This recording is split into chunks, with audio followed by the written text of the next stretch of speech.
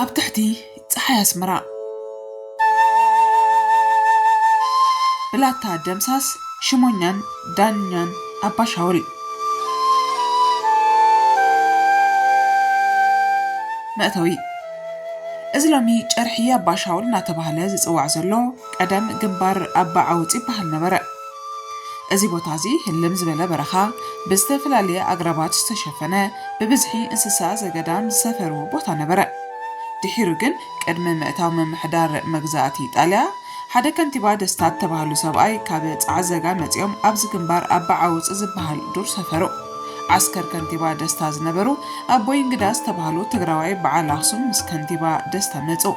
ኣቦይ እንግዳ ኣብ ኣክሱም እንከለዉ ንኽብሪ ቅድስቲ ማርያም ሕዳር ጽዮን ዓመት መድፍዕ ዝትኩሱ ዝነበሩ ዓቀይታ እዮም። ኣቦይ እንግዳ ሃመር ፈረስ ነበሮም እሞ ንፈረሶም እምብዛይ ፈትዎ ስለዝነበሩ ስም ፈረሶም ድማ ኣባ ሻውል ይበሃል ስለዝነበረ ኣቦይ እንግዳ ክፍክሩም ከለዉ ብሽም ፈረሶም ኣነ ኣባ ሻውል ኢሎም ይፍክሩ ስለዝነበሩ ኣቦይ እንግዳ ዝብል ስም ተረሲዑ ብሽም ፈረሶም ኣባ ሻውል እናተባህሉ ክጽውዕ ጀመሩ። እቲ ቦታ ድማ ኣባ ሻውል እናተባህለ ክጽዋዕ ጀመረ። መግዛእቲ ኢጣልያ ምምሕዳሩ ምስ ኣደልደለ ንከንቲባ ደስታ ቀዳማይ ሹም ኣባ ሻውል ገበሮም። ንኣቦይ እንግዳ ከዓ ኣቐዲሞም ዓስከር ጥልያን ኮይኖም ኣገልጊሎም ብምንባሮም ናይዚ ብሽም ፈረሶም ኣባ ሻውል ዝተባህለ ናይ ፅሬት ተቆፃፃሪ ገበሮም። ናይ ከንቲባ ደስታ ውላድ ዳኛ ክኾኑ ማለት ከንቲባ ደስታ ኣብ ዘይሃለውሉ ኣብ ክንድኦም ኮይኖም ከገልግሉ ብከንቲባ ደስታ ስለዝተመረፁ ስሞም ኣብ ኣስመራ ኣዝዩ ገነነ። ኣብ ስርሖም ኣዝዮም ጥንቁቕ ስለዝነበሩ ረሳሕ ማይ ዘፍሰሳ ጓሓፍ ኣብ ዝረኸብኦ ዝጉሕፋ ፀሙቕቲ ስዋን ኣብ መንዝራታትን ይቐፅዕዎን ነበሩ እሞ ግዝኣቶም ስለዝመረረን የዕዘምዝማ ነበራ። ኣቦይ እንግዳ ድማ ከምዚ ክብሉ ግጥሚ ገጠሙለን።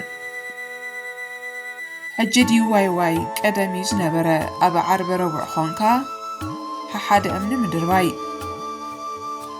እዚ ድማ ኣቐዲምክን ክትጥንቀቓ ነይሩክን ዝዓይነቱ መልእኽቲ ዝሓዘ ነበረ። ኣቦይ እንግዳ ኣብቲ በሪኽ ቦታ ጎጆ ሰሪሖም ይቕመጡ ስለዝነበሩ ብስም ፈረሶም ከዓ ስለዝፅውዑ ገዛ ኣባ ሻውል እናተባህለ ይፅዋዕ ስለዝነበረ እዚ ሎሚ ኣባ ሻውል ዝበሃል ዘሎ በዚ ምክንያት ዝወፀ ሽም እዩ። ብብዝሒ ሰባት ይሰፍርዎ ስለዝነበሩ ሽሞኛን ዳኛን ከም ዘገድሶ ነዚ ቦታ መግዛእቲ ጥልያን ስለዝተገንዘበ እዞም ስዕቡ በብእዋኑ ሽሞኛታትን ዳኛታትን ኣባ ሻውል ዝነበሩ እዮም። ቀዳማይ ከንቲባ ደስታ፣ ካልኣይ ደጊያት በየነ በራኺ፣ ሳልሳይ ኣዝማች ካሕሱ ምልከየስ፣ ራብዓይ ፊተውራሪ ባህታ ሰምረት፣ ሓምሻይ ኣዝማች ሃብተ ስሉስ ገብረዝጊ፣ ሻድሻይ ብላታ ደምሳስ ወልደ ሚካኤል፣ ሻውዓይ ባሻይ ተኽለ ወልደ ሚካኤል፣ ሻምናይ ግራዝማች ኣረፋይነ ጻድቕ በዓል ጻዕዳ ክርስቲያን። ንሎም እምበር ብዛዕባ ሽሞኛን ዳኛን ኣባ ሻውል ዝነበሩ ብላታ ደምሳስ ክቐርብ። ብላታ ደምሳስ መን እዮም? ብላታ ደምሳስ ካብ ኣቦኦም ኣቶ ወልደ ሚካኤል መርሃይን ካብ ኣዲኦም ወይዘሮ ርግበ ሰለሙንን ኣብ 1906 ኣብ ዓዶም ዓዲ ሙሳ ተወልዱ። ዕድሚኦም ንትምህርቲ እኳ እንተኣኸለ ብዘይካ ኣብ ዓዶም ኣብ ጉዳ ምቑፃር ስሩዕ ትምህርቲ ኣይወሰዱን። ካብ ብንእሽቶም ወዲ ሓረስታይ ስለዝነበሩ ኣብ መጓሰ ጥሪቶምን ማሕረስን እዮም ዓኺኾም። ኣብ ግርሁታት ዓዲ ሙሳ ሕለም ጎባይ ውዒሎም ኣማሲኦም ማይ ዓይኒ ዝረኣዩ ጎዳጉዲ ምድሪ ኣፅቢሖም ግራት ማርያም ጥሪቶም ዘዳርቱ ኣብ ፃንያ ፀሓይ ዒላ ገብራት ጥሪቶም ዘራውሑ ኣብ ሸኻ ቀጢን ማሎም ይዒሞም ኣብ ዕርቢ ፀሓይ ገደና ዝረኣዩ ዕሉም ጓሳ ነበሩ። ኣብ ዕሮም ፀሚዶም ረውሒ ዝርውሑ ኣይሚ ዝኣይሙ ጽግኦም ዝጸግኡ ሓረስታይን ወዲ ሓረስታይን ነበሩ። ወዲ 15 ዓመት ምስ ኮኑ ናብ ኣስመራ መፁ እሞ ብኡ ንብኡ ኣብ እንዳ መንጌቲ እዚ ሕጂ ከረን ሆቴል ዝበሃል ዘሎ ጽቡቕ ስራሕ ረኺቦም ካቫሌሪ ወይ ኣሳሳዩ ኮይኖም ክሰርሑ ጀመሩ። ኣብዚ ሆቴል ብጠባዮምን ስርሖምን ኢጣልያውያን ንብላታ ደምሳስ ምሕር ፈተዎም።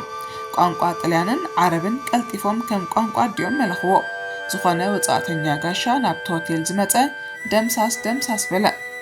ጽቡቕ ስም ስለዘጥረዩን ኣዝዮም ተፈታዊ ስለዝነበሩን እቶም ኢጣልያውያን ኣብ ልዕሊ ብላታ ደምሳስ ዘለዎም ክብሪ ንምግላጽ ኣብ ሹቕ ዕዳጋ ደርሆ እንዳስጋ ውፅሎም። ንከረን ሆቴል ሓዲጎም ድማ ኣብቲ ብህያብ ዝተዋሃቦም እንዳስጋ ክነጥፉ ጀመሩ። ብላታ ደምሳስ ሽሞኛን ዳኛን ኣባ ሻውል ብብዝሒ ሓበሻ ዝቕመጥሉ ቦታ ስለ ዝነበረ ኢጣልያውያን ነዞም ሓበሻ ሽሞኛን ዳኛን ኮይኑ ንኸመሓድሮም ንህርኩትን ፃዕረኛን ደምሳስ ብላታ ዝብል ማዕርግ ብምሃብ ሽሞኛን ዳኛን ኣባ ሻውል ገይሮም ሸምዎም። ብላታ ደምሳስ ኣብ ዳንነት ንኹሉ ማዕረ ገይሮም ዝርእዩ ካብ ንፍርዲ ብዕርቂ ነገር ኩዳ ዝደልዩ ፍቱ ዳኛ ሕጊ ከም ሰዊት ፈልፍሎም ዘውፅኡ ኾኑ። ተኻሲሶም ንዝመፁ ሰብ ነገር ጉዳዮም ብዕርቂ ኣደቂሶም ካብ ጅብኦም ሰልዲ ብምሃብ ብሓባር ስዋ ስተዩ እናበሉ የፋንውዎምን ከም ዝዕረቑን ይገብሮ ብምንባሮም ሽሞኛን ዳኛን ጥራይ ዘይኮኑስ ከም ብሩኽ ኣቦውን ይረኣዩ ነበሩ። ነቶም ብናታቶም ፍርዲ ዘይሰማምዑ ሰባትን እንተኾኑ መሰሎም ይረግፅሎም ኣይነበሩን። ኣባ ሻውል ዝነበራ ፋይቶት ዝብላዕ ክስእናን ከለዋ ናብ ብላታ ደምሳስ ይመጻ እሞ ንብዓተን ብምሕባስ የፋንውዎን ነበሩ።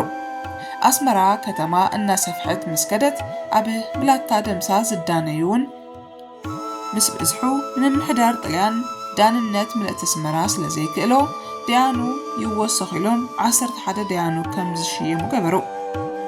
ብላታ ደምሳስ ሽሞኛን ዳኛን ኮይኖም ንኣባ ሻውል ን32 ዓመታት ኣገልግልዋ። በዝን ወዲ ክንድዝን ድማ ንኣባ ሻውል ብማእከል ጨዲዱ ናብ ጻዕዳ ጽርግያ ዝሕውስ መንገዲ ጎደና ብላታ ደምሳስ ወልደ ሚካኤል ተባሂሉ ይጽዋዕ ነይሩ። ኣብ ግዜ ብርቱዕ ጥሜት ብላታ ደምሳስ ምስ ዓዶም ዓዲ ሙሳ ብርቱዕ ጥሜት ኣብ ዝነበረሉ እዋን ኣግራብ ነቒፁ ጥሪት መሰናግልአን ተራእዩ ገለን ብዝወፈረኦ ነቒፀን ዝሞታ ሰባት እውን ብጥሜት ክሞቱ ምስ ጀመሩ ዓዲ ሙሳ ሽማግለታት ተረቂሖም ናብ ኣስመራ ብላታ ደምሳስ ናብ ዝርከብሉ ኣባ ሻውል መፁ። ዝነበረ ሽግር ሓበር እሞ ብላታ ድማ ከይወዓሉ ከይሓደሩ እኽሊ ዝፀዓነት ዓባይ መኪና ንዓዲ ሙሳ ለኣኹ።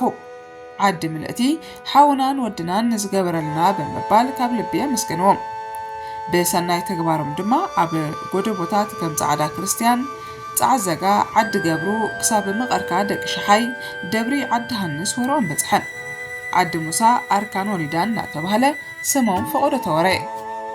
ነበርትን ዓበይቲ ዓድን ዓዲ ሙሳ ኣምሳያ ሰናይ ውዕለት ብላታ ደምሳስ ኣብዚ ሕጂ እዋን ዑና ብላታ ደምሳስ ዝርከቦ መሬት ሃብዎም። ብላታ ንደቂ ዓዶም ጥራይ ዘይኮኑ ንኹሉ ጨኒቆኒ ሸጊሩኒ ዝብል ዓቕሞም ዘፍቀዶ ዝሕግዙ ልቦና ዝተዓድሎም ኢዶም ፍቱሕ እንካ ብምባል ዘላቶም ዘካፍሉ ዝነበሩ ግኑን ሽሞኛን ዳኛን ነበሩ። ስሞም ክሳብ ሕጂ ኣብ ኣባ ሻውል መሐበሪ ስም እዩ። ማእሲ ዝጥራይ ወዲ ሓዎም ንብላታ ደምሳስ ተወልደ ህንፃ ኣብ ሜዳ ብወዲ ደምሳስ ይዝፍለጥ ነይሩ። ወዲ ተወልደ ህንፃውን ብወዲ ብላታ ደምሳስ ይጽዋዕ። ብላታ ደምሳስ ዝብል ስም ካብ ጥንቲ ክሳብ ሕጂ ኣብ ኤርትራ ብፍላይ ድማ ኣብ ኣስመራ ህብብቲ ስም እያ። ብላታ ደምሳስ ኣብ ሓዳሮም ብላታ ምስ ወይዘሮ ሓጎሳ ተምነወ በዓልቲ ጻዕዘጋ ቃል ኪዳን ብምእሳር ብርሃነ ዕቑባይን ኢሳያስን ዝበሃሉ ቆልዑ ወለዱ። ደቆም ወሊዶም ዘሚዶም ኣብዚ እዋን ግን ሰለስቲኦም ብሞት ካብዚ ዓለም ተፈሊዮም እዮም። ብላታ ደምሳስ ኣብ ንኡስ ዕድሜኦም ብሞት ካብዚ ዓለም ተፈሊዮም። ብብርቱዕ ክሓሙ ድሕሪ ምጽናሕ ኣብ 1968 ዓረፉ። ስነ ስርዓት ቀብሮም ሽሹ ቀባራይ ኣብ ዝተረኸበሉ ኣብ ዓዶም ዓዲ ሙሳ ብኸብ ዝበለ ስነ ስርዓት ተፈጸመ። ንብላታ ደምሳስ ዝተገበረሎም ሓመድ ድበ ዓዲ ሙሳ ዛጊት ከምኡ ዓይነት ቀብሪ ኣይረኣየትን። ነዚ ሓበሬታ እዚ ንኽእክብ ዝተሓጋገዝኒ ኣቶ ዮሴፍ ተኽለ ተወልደ ህንፃ ብልቢ የመስገን። ኤፍሬም ካሕሳይ ኳዳ 19 ግንቦት 2023 ኣስመራ